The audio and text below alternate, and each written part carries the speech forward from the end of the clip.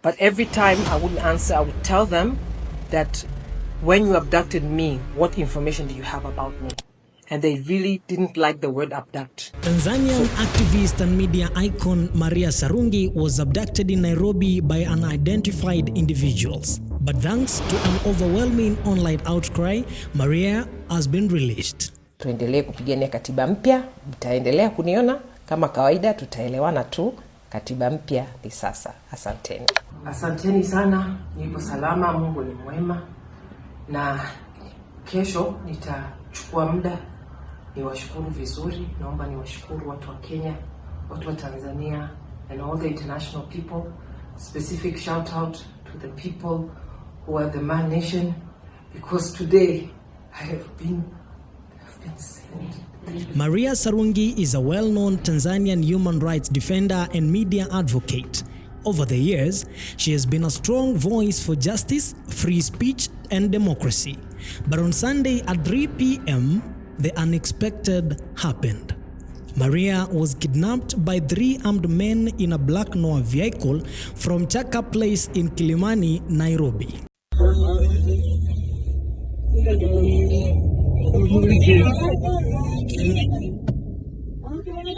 Leo achiro mama. Hata wewe funga huku. Mbona wanafanya hivyo? Yes.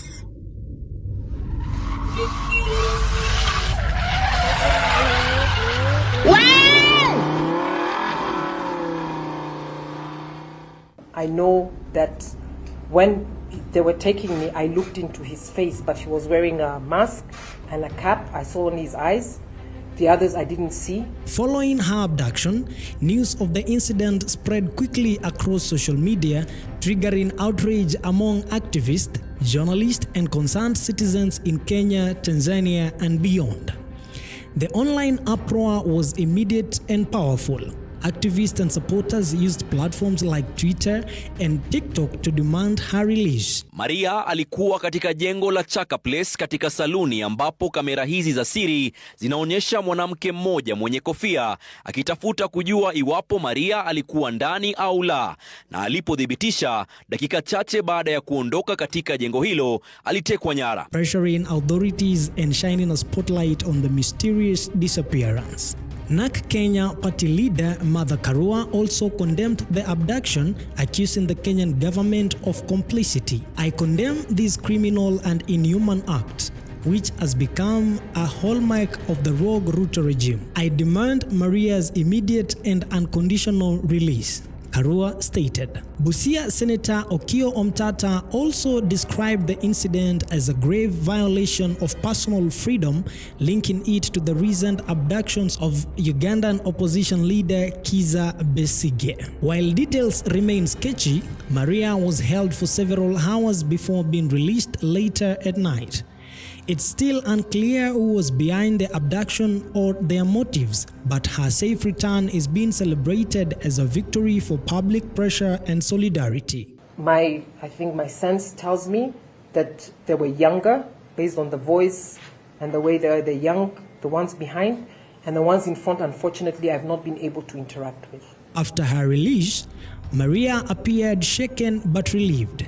In a brief statement, she expressed gratitude to everyone who spoke out for her and emphasized the importance of protecting human rights defenders across Africa.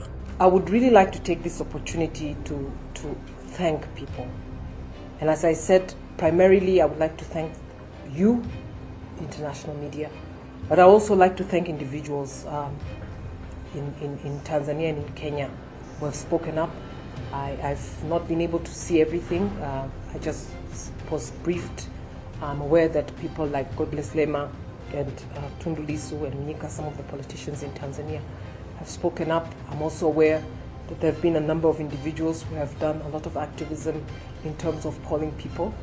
But I also want to thank a lot the government and the embassies of the EU delegation in the US.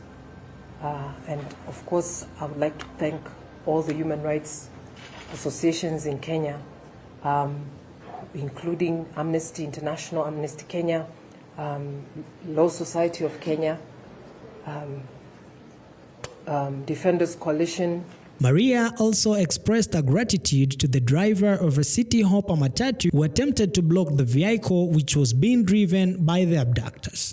And I would like to specifically thank, I don't know who the driver is from the city hopper, but he really confused them because he blocked that car and he also knocked them. So I want to thank very much.